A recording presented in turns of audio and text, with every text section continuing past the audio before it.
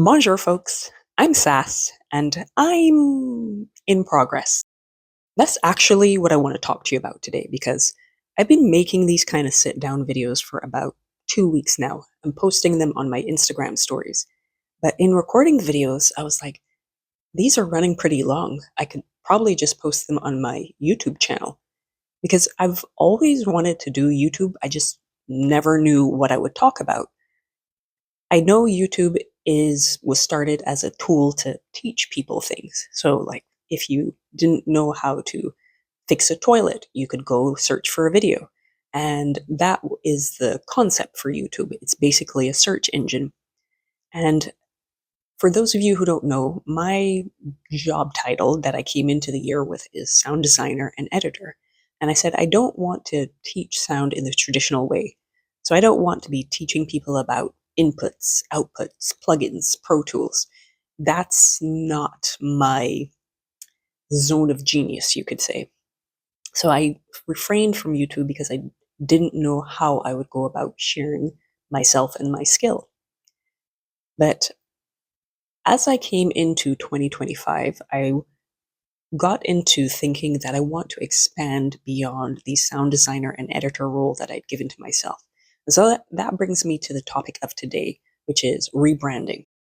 I came into 2025 with an intentional rebrand.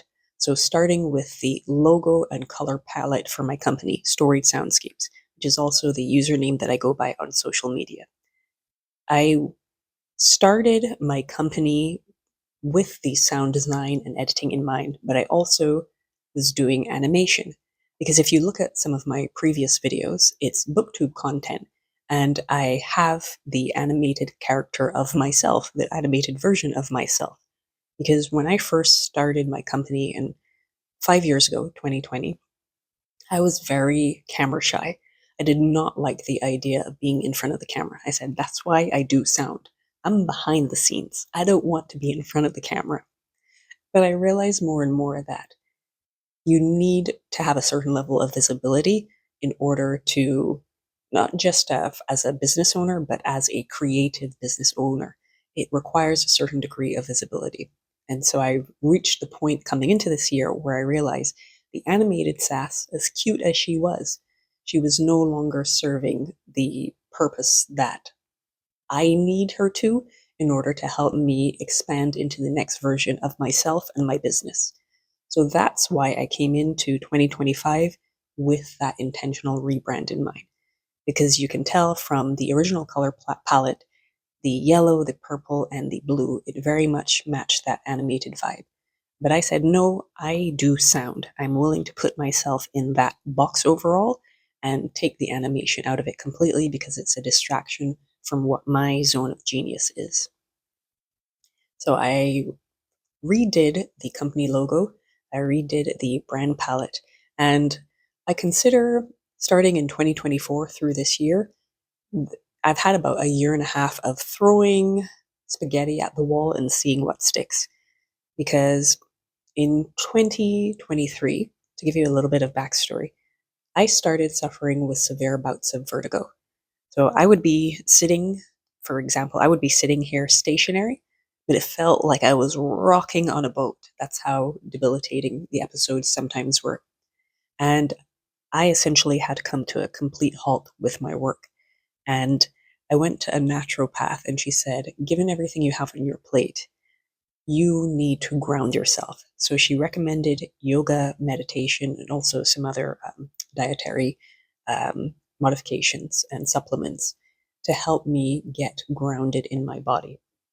And one of the other tools that I came across was a concept called audio journaling, which I heard from creator Arielle Simone. I'll put her username on the screen. She talked about how she would take her cell phone and do voice notes to herself, record voice notes to herself, and listen back to them as a way to a form of journaling, but it was more, I guess, involved than the written journaling. And so I heard that term audio journaling. I was like, I really adore that concept. And I was so inspired that I started doing it for myself. And I also started a podcast called Audio Journals because I took the voice notes and, given my film sound background, I started adding music, ambiences, sound effects to season them a little more. Because I can't just leave something bland like chicken breast. It needs to be seasoned. So that was the beginning of my experimentation phase with my audio. Because for the past decade or more, I've been doing sound for film on set recording and also the post production sound design and editing, and also the same with podcast, recording podcasts on set and then doing the post production editing and mixing. And I came into this year knowing that I wanted to expand beyond those job titles. So, starting with the logo, the brand palette, and audio journals last year, in March of this year, I had the idea that I would love to keep creating these custom audio journal soundscapes, but doing it for others. Because as much as I enjoy doing it for myself, I want to be able to work one on one with people and share my skills and be of service to others. And so I had the idea to create a sonic wellness platform where I could create monthly custom soundscapes, and you create a membership through which people could listen, and create a sound community through which people could submit their journals every month, have them edited, and I would provide them an ongoing audio journal documentation with these creatively sound designed journals. I had the idea and I reached out to a wellness provider on LinkedIn. I just sent her a cold message and she actually responded. And we had a good call and she seemed very interested. But then, unfortunately, I fumbled the email follow up. And this was in March of this year. And I spent most of April and May feeling really down on myself. Like, oh, I fumbled that opportunity because I took the inspired action to reach out to her, but I didn't prepare as well as I should have in order to follow through with the execution of it. And I beat myself up for about 2 months with that. But then in June, I said, you know what? This wellness platform idea is too good to just leave behind. I'm just going to execute it for myself. So this was about June 13th that I had this idea, sometime in mid-June. I said, I'm giving myself till July 2nd, because July 1st is Canada Day, and I didn't want it to coincide with the holiday. I'm giving myself until July 2nd to get this platform launched. And for 2 weeks, I put my head down, revamped my website, and got the platform, which I call Home Frequency, off the ground, creating monthly sonic ritual kits with the custom soundscapes. And through that process, I have come to realize that rejection is redirection. I was supposed to fumble that call or that email follow up in March because Home Frequency over the last 5-6 months has been so creatively and spiritually rewarding. I have adored creating the soundscapes for my members, who I call homies, and it has allowed me to experiment with GarageBand, creating ambient soundscapes, and incorporating my love of film sound. Yeah, for example, last month was November, and we had Noirvember, and just playing around creatively and experimenting, throwing the spaghetti at the wall and seeing what sticks and seeing what soundscapes get listened to by the community members. So that brings me to, I guess you could say, chapter 3, refinement. As I was thinking ahead to Q1 2026, I said, there's still more that I want to grow into because as part of Home Frequency, every quarter I host a community event. And so in September, I hosted my first one on one workshop teaching about audio journaling. And I started this year collaborating with a confidence coach, Linda. I'll put Linda's name on the screen. Linda and I hosted 2 workshops earlier this year. So I have dipped my toes into that field in terms of sonic wellness is what I'm calling it.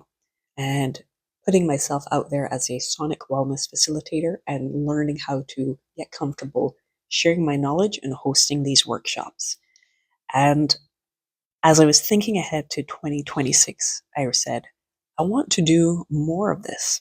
And that's where the refinement is coming in. I don't need a complete rebrand. I don't need to change the colors. I don't need to change the logo. I'm allowing myself to iterate to the next version of my creative and entrepreneurial self. That is what I want to document with these creator conversations, because a lot of times I realize I would post the finished product. So I would, if you go on my Instagram feed, I would just say, here's a cool soundscape I designed. And I started a series on Instagram called Behind the Audio, where I would show the technicalities of me making the soundscape. But now the next step is being able to translate how what I do can affect other people. That brings me to chapter 3 of the process. I came into 2025 with sound designer and editor as my job titles. Or I think a sound designer and creator were the two job titles that I gave myself.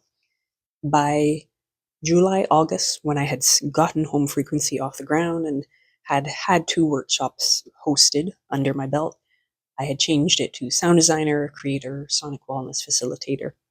And as I'm heading into 2026, I realize I now again need to expand beyond that, because I see myself doing so much more in 2026 and building this out into being known not just for the sound I provide for film and podcasts, but doing more workshops. I started a Substack, which I'll talk about in another video, being able to do the research on sound and wellness, linking those two, as well as media analysis with sound, because I love watching movies and analyzing how sound design is done in movies and then tying it back into wellness overall. So I have taken this year to play around with GarageBand, Substack, still doing my film and podcast work, doing the workshops. That's now 5 things. So sound designer, storyteller, sonic wellness facilitator. That's the 3 latest job titles I had given myself. And I realized those sound like 3 separate people. I need one identity to convey all of that, one message to convey all of that, and one overall service umbrella that allows me to still do all of those different components. And that is the real time conversation that I'm going to have with you and process that I'm going to share with you, because I'm still refining it. Not a complete rebrand, just refining who I am, what I do, what my messaging is, and how I share myself and my skills with people. So that's what I wanted to share today, because earlier this year I was very frustrated because I felt like I was stuck.